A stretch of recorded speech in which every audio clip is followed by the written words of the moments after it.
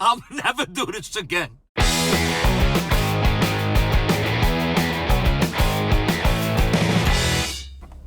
Hey, Woody here. What do you say? My Facebook, YouTube, Twitter, Instagram, Google+, your sister's ass, the Pony Express. A very ticked off Vic here. You know what ticks me off? Men who dye their hair. Now, follow me. I've been getting a lot of comments from my fans who noticed that I dyed my hair darker. I mean, how could you not notice?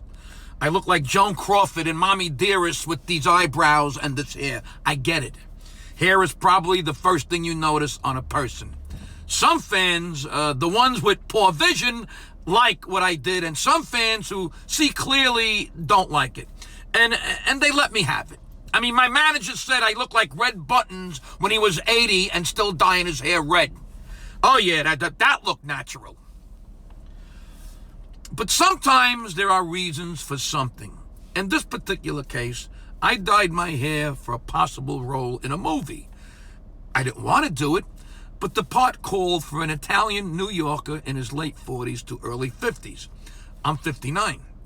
I thought that by dyeing my hair a darker color, it would help me land the role when I auditioned for it. It was a strategic move to try to show the executives that I could look the part.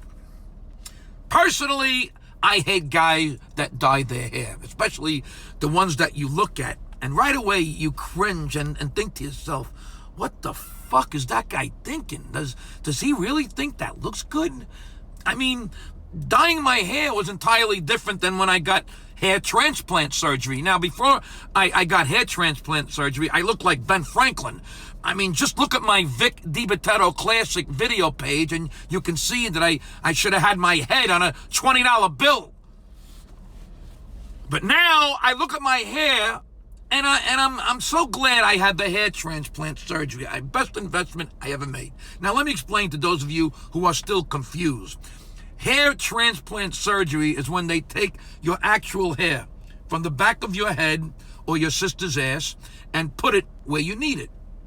And then it takes root and it grows without fertilizer or lime. It's your hair. It's not hair plugs from another person or animal. But back to dyeing my hair. I'll never do this again. First of all, it was my gay hairstylist who suggested I do this when I told him about my audition for the movie role. I went back and forth with him, but trying to win an argument with the gay hairstylist is like trying to tell a drunk he can't drive. Capiche?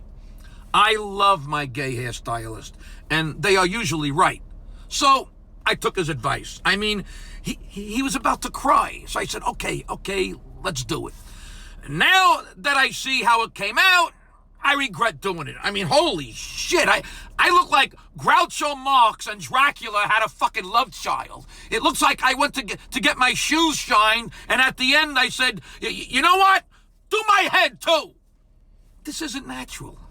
I like the way it looked before I dyed my hair, where it wasn't totally gray, but a little gray. You know, very distinguished looking, if you will. So now I'm over chlorinating the pool and swimming for hours to try to get the chlorine to wear the dye away.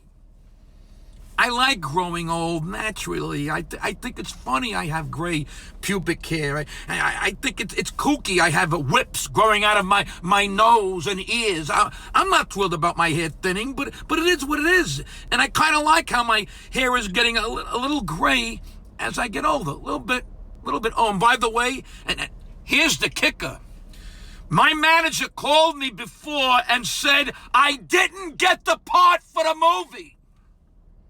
Men who dye their hair, that's what ticks me off.